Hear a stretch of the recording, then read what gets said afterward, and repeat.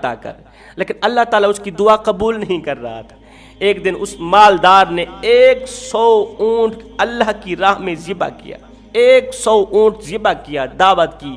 یتیموں کو بلایا، مسکینوں کو بلایا، غریبوں کو بلایا، بھوکوں کو بلایا، ان کو پیٹ بھر کے کھلایا۔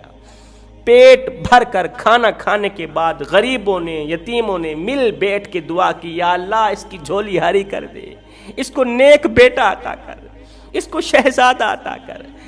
اسی رات، جس رات غریبوں نے اس مالدار کے حق میں دعا کی، اسی رات اس مالدار نے خواب میں دیکھا آسمان سے ایک فرشتہ زمین پر اترا ہے، اس کے ہاتھ میں ایک خوبصورت سا شہزادہ ہے، بچہ ہے۔ اللہ اکبر، بچے کو اس نے پہاڑی کی چوٹی پر بٹھایا ہے، اس کو کہا ہے کہ کل بڑی دھوم دھام سے آنا، اپنے بچے کو گھر لے جانا۔ اللہ تعالیٰ نے غریبوں کی خدمت کا اجر تمہیں دیا ہے، غریبوں کی خدمت کا ثمر